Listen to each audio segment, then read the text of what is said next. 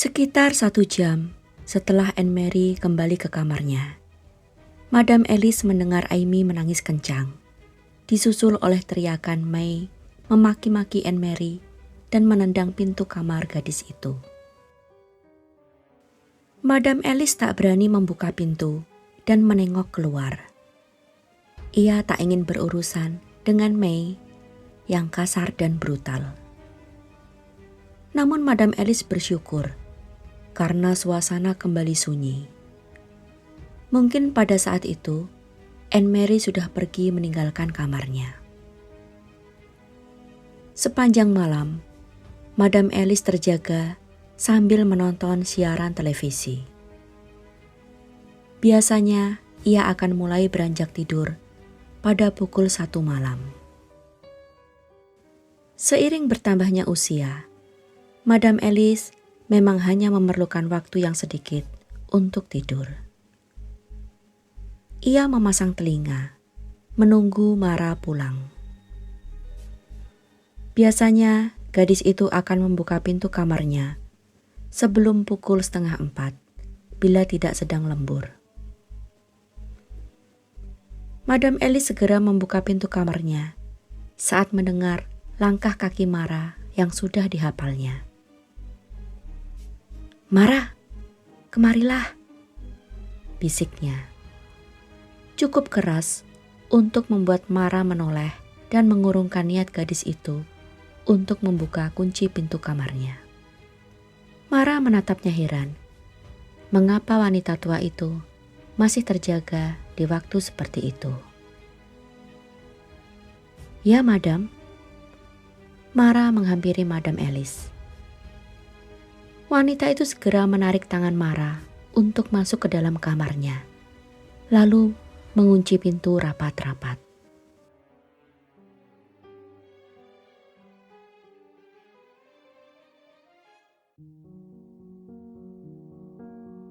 "Anne Mary menitipkan paket ini untukmu." Madam Alice menyodorkan amplop coklat yang sebelumnya tergeletak di atas meja. Mara menerima amplop itu, namun tak segera membukanya. "Mengapa ia menitipkannya kepadamu?" "Kakaknya menjemputnya sebelum kau pulang." "Apakah kau sempat melihatnya pergi?" "Tidak, mungkin ia pergi diam-diam dan sepelan mungkin agar tak membangunkan Amy. Aku tak mendengarnya." Sebenarnya, Mara ingin membawa amplop itu ke kamarnya dan membacanya sendiri. Namun Madam Alice sudah membawakannya sebuah gunting. Wanita tua itu terlalu ingin tahu. Dengan hati-hati, Mara mengunting satu sisi amplop itu. Ada 2 helai surat untuk Rosie dan Farah. Mara tak tertarik untuk membacanya. Ia merasa heran mengapa Anne Mary menyertakan sebuah cincin dan sehelai foto dirinya di dalam amplop itu. Namun Mara mengabaikannya dan mulai membaca isi surat itu.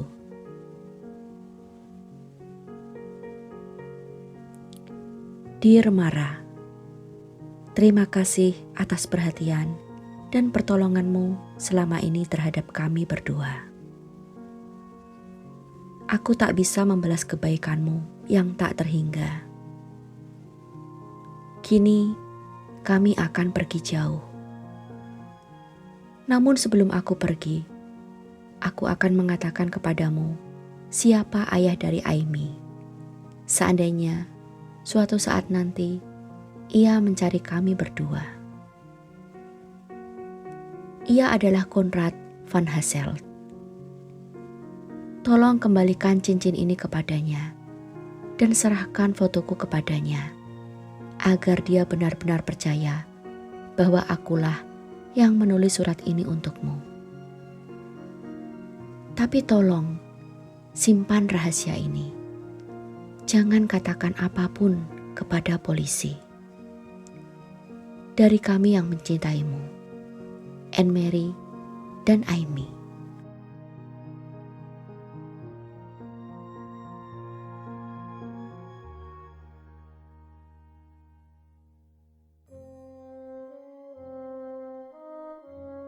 Tubuh Mara menjadi gemetar setelah usai membaca surat itu. Wajahnya sepucat mayat. Madam Alice terheran-heran membaca perubahan ekspresi Mara. "Apa isi surat itu?" tanyanya, tak mampu lagi menyembunyikan rasa penasarannya. Mara tak menghiraukan pertanyaan itu. Ia sibuk mengaduk-aduk isi tasnya, mencari sesuatu. Ia segera menghambur menuju pintu kamar Anne Mary dan membukanya dengan kunci cadangan yang pernah gadis itu berikan kepadanya. Jeritan Madam Alice dan Mara menggema di sepanjang lorong apartemen saat mendapati tubuh Anne Mary yang menggelosor dengan leher tergorok serta tubuh Amy yang terlentang bersimbah darah di lantai. Sebilah pisau dapur berlumuran darah masih berada di genggaman tangan kanan Anne Mary.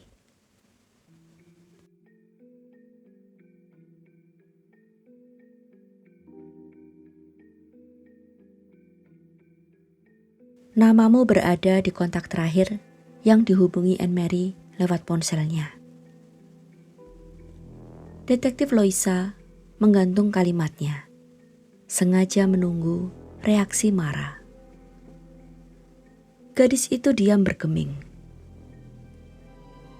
Dan hanya namamulah satu-satunya kontak di ponsel itu.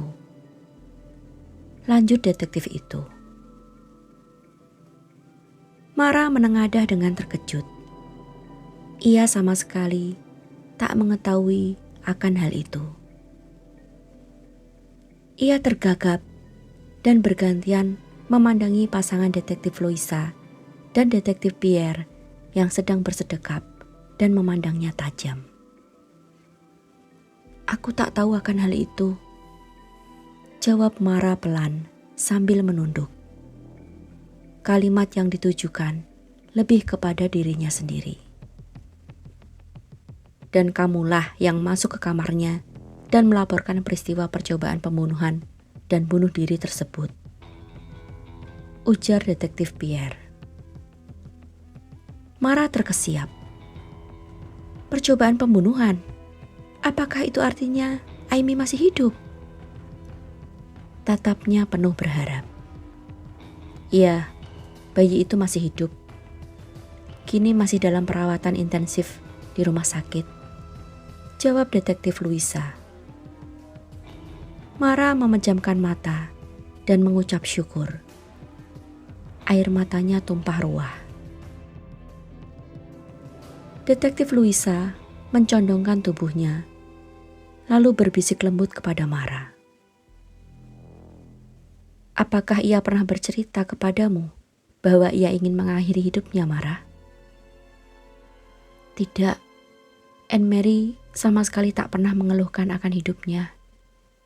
Mara menggelengkan kepala sambil menyusut air mata dengan lengan sviternya.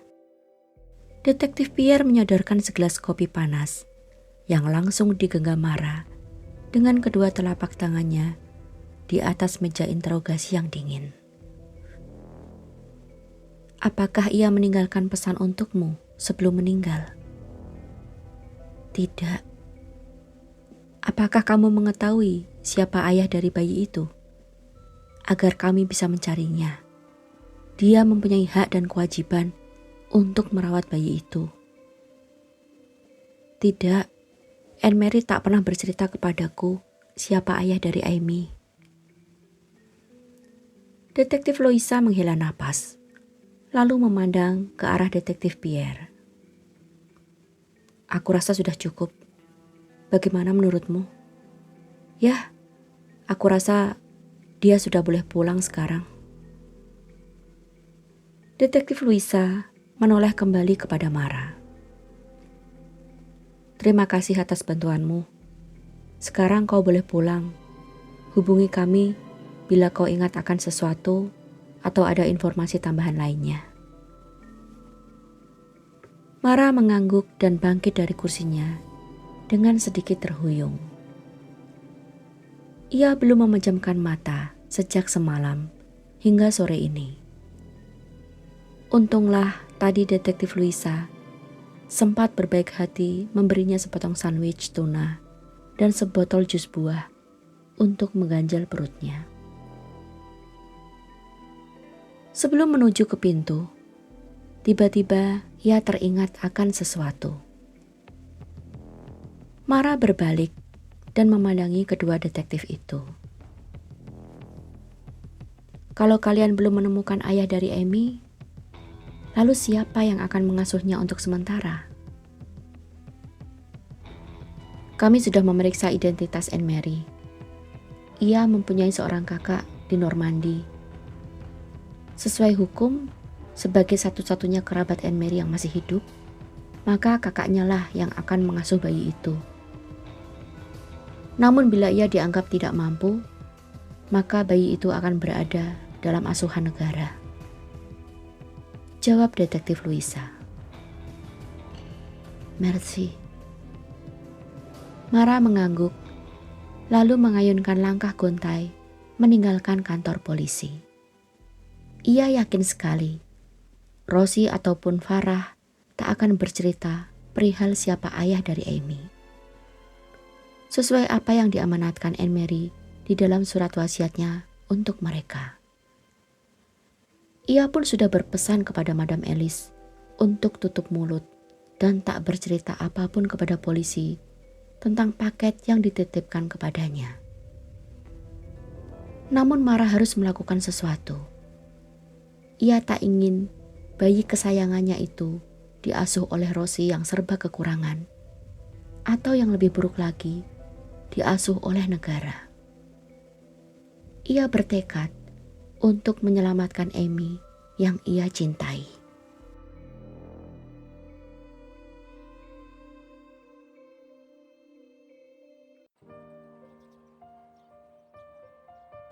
Paris, Perancis, Desember 2019.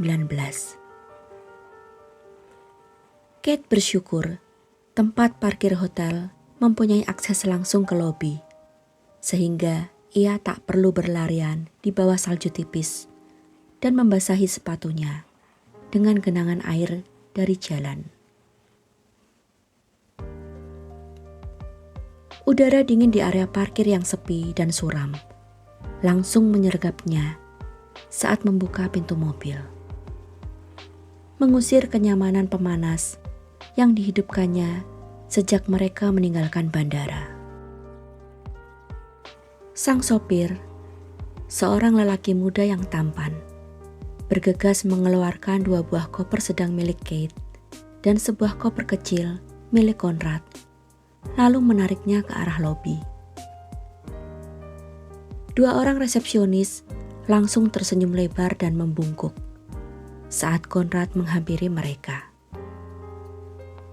"Bagaimana keadaan hotel selama aku tinggal?" tanya Conrad. "Baik-baik saja, Monsieur. Meski tak sepenuh musim panas lalu, tapi kali ini hampir 80% kamar terisi," jawab salah satu dari mereka. Baguslah." Conrad mengangguk-angguk.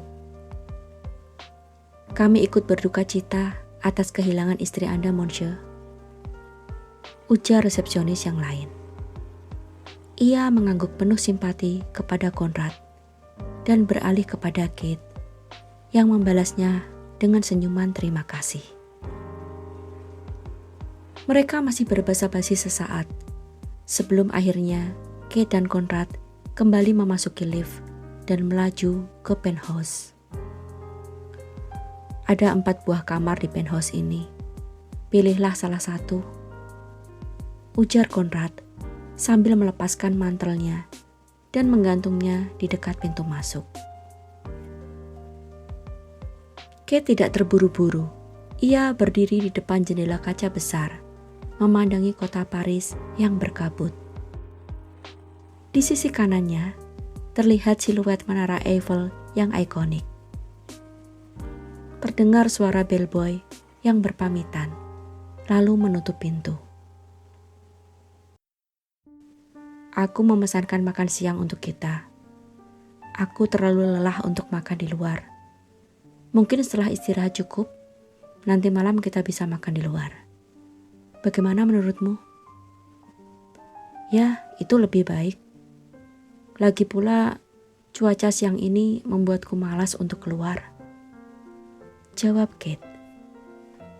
Ia berbalik menghadap sang papa.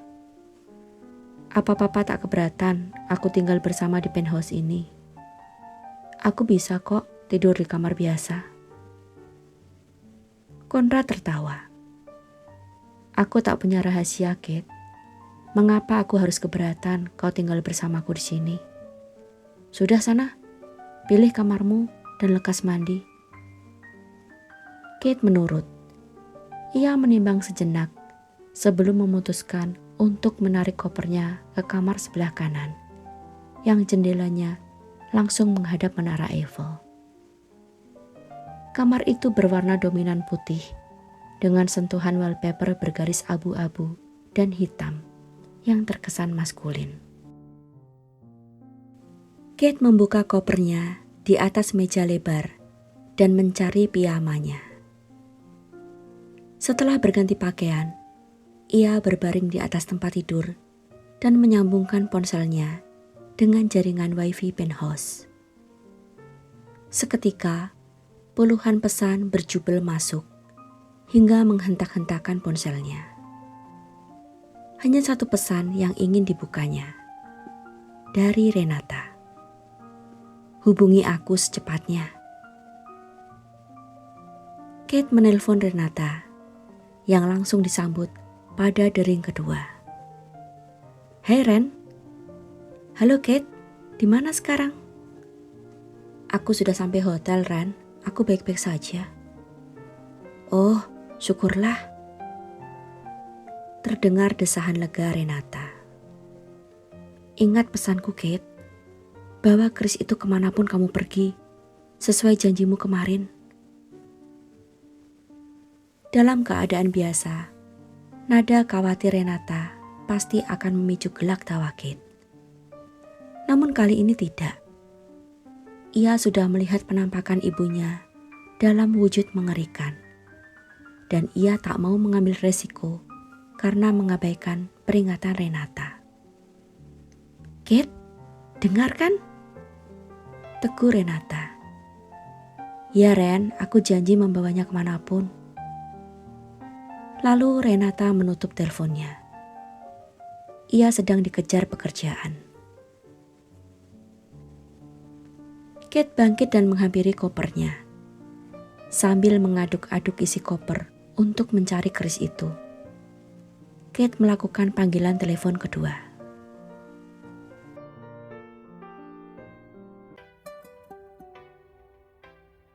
Hai Beb, sudah sampai di Paris? Suara Fayen terdengar riang. Keras terdengar lantunan musik khas Flash. Fayen sedang masuk shift siang. Kate tak nyaman. Suara musik itu terlalu memekakan telinga. Membuat tubuhnya yang sudah merasa jet lag kini semakin payah. Ya Beb, cuma mau ngabarin itu aja kok. Kita bicara nanti saja ya. Suara musik itu mengganggu sekali. Ujar Kate. Ia memijit pelipisnya yang berdenyut-denyut dengan telunjuk dan jari tengah tangan kirinya. Ah iya, nanti aku telepon. Aku ada kejutan untukmu. Apa Beb? Tanya Kate. Ia tak mendengar kalimat itu dengan jelas. Aku ada kejutan untukmu. Tunggu saja. Ulang Fayen nyaris berteriak. Suaranya menggoda. Kate hanya ingin cepat-cepat menutup teleponnya. Oke, talk later ya. Ia merasa penat. Ditutupnya ponsel dan dihubungkannya dengan charger. Lalu, ia menarik kotak kacamata berisi keris itu dari koper kedua, di antara tumpukan pakaiannya. Kate berbaring kembali. Ia menggenggam keris itu di dadanya. Kurang dari 1 menit kemudian, ia sudah melayang ke alam mimpi.